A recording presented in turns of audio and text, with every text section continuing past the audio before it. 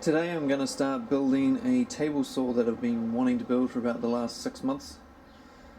It's sort of going to be a ripping saw, that's what I'm calling it anyway. It will mostly be used for ripping lengths of decking and 2-inch timber and stuff like that. I've already got a Makita table saw, but I want one that's got a longer in-feed table and longer out-feed that I can just have set up and just shoot long lengths timber through easily. So what I'm planning to do is use this piece of MDF here. It's 25mm. It's fairly solid and straight. I'm going to cut it down to about 500 wide. I just want a long, thin. It's 1500 high, so this will be 1500 by 500. So I've got a long in-feed table. This is going to be the framework for the tops to support it so it doesn't warp or anything.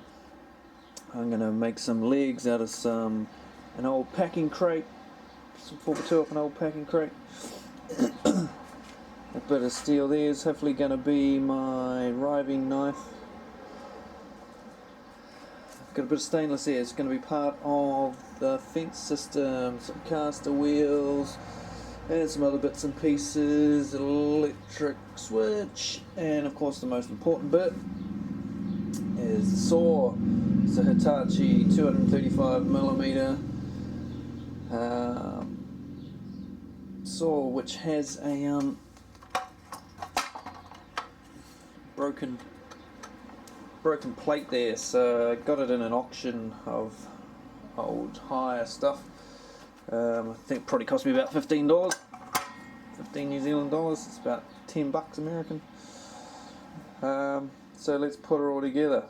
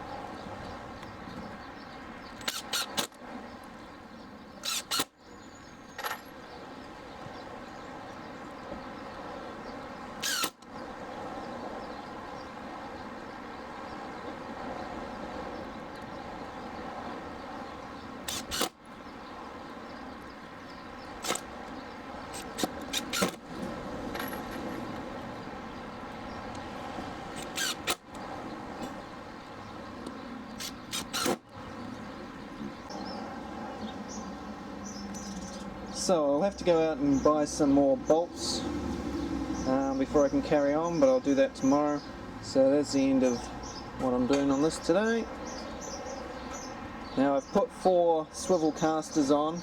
I didn't have any locking ones, so I'll get some of them tomorrow as well, but I've just chucked 4 standard swivel ones on just so I can get it in the garage.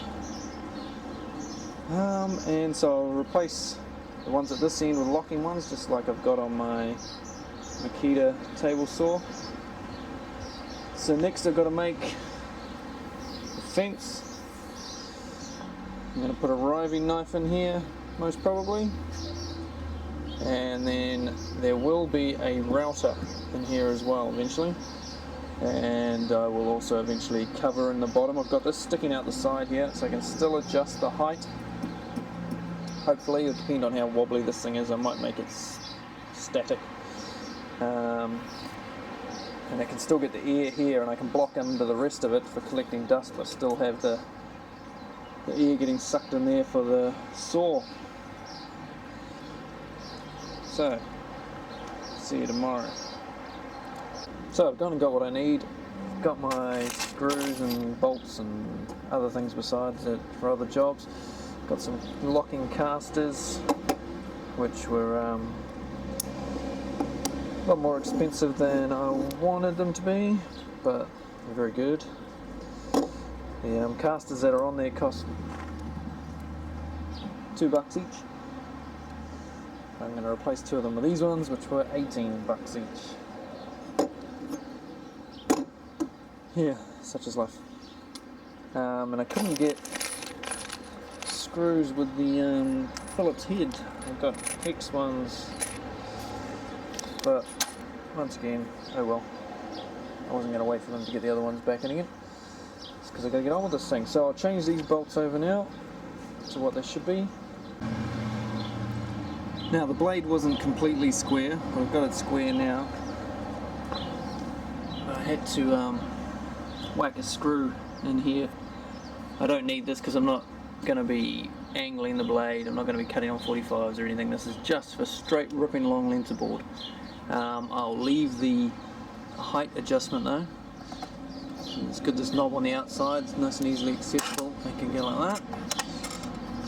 Drop it down for doing thin boards and easily raise it back up again.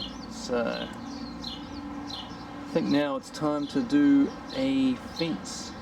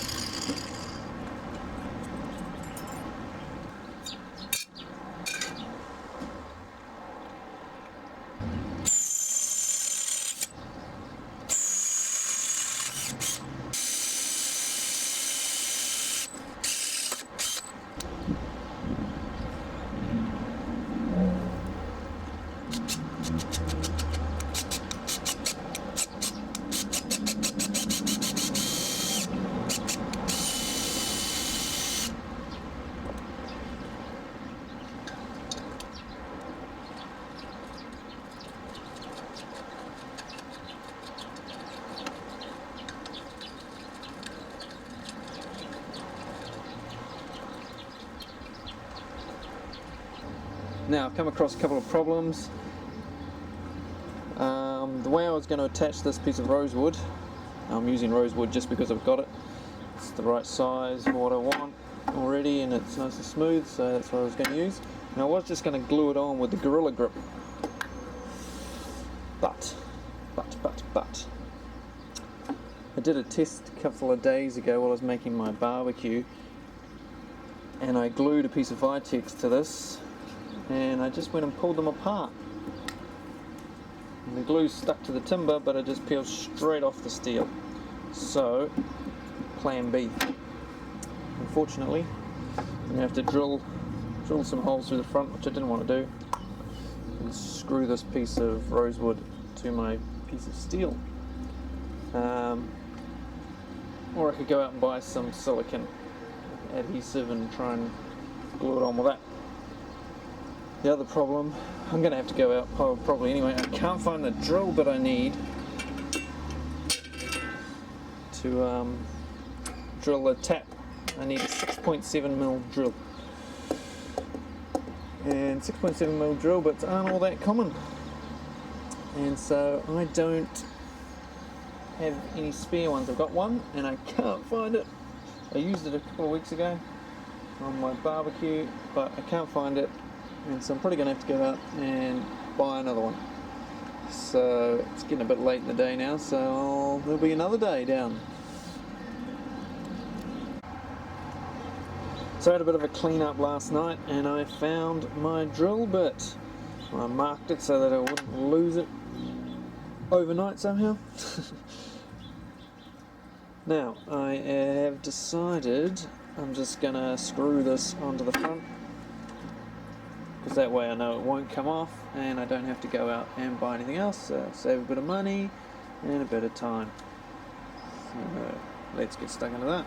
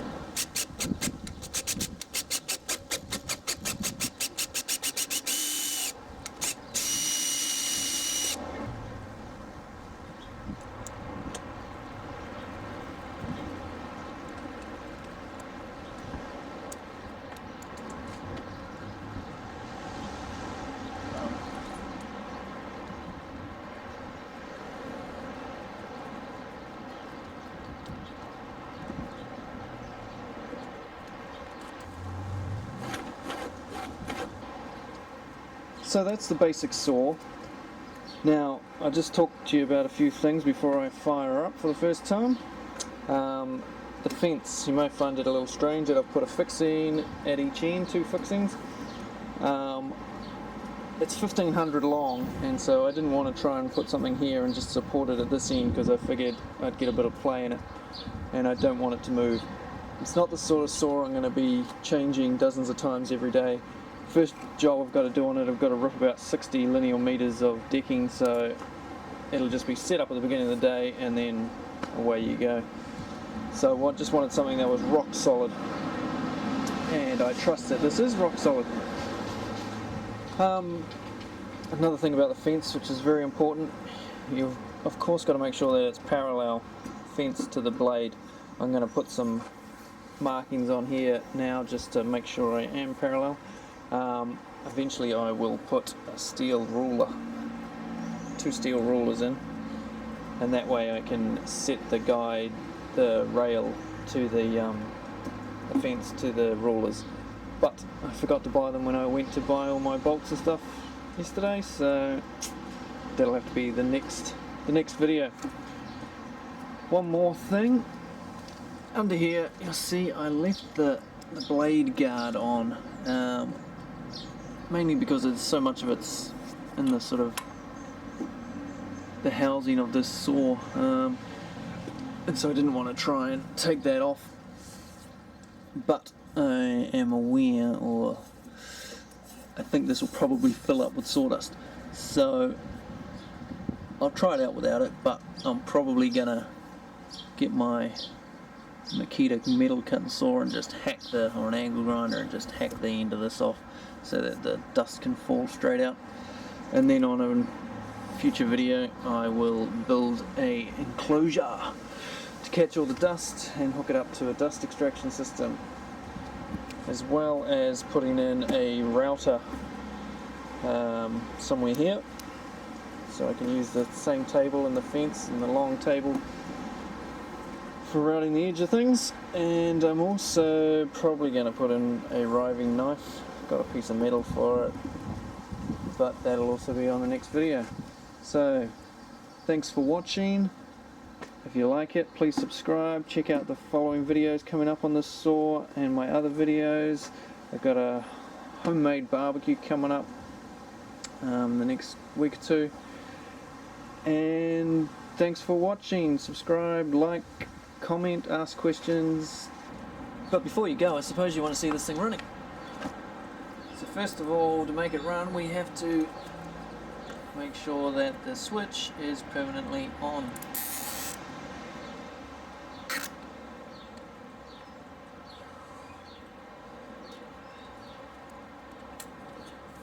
Like so.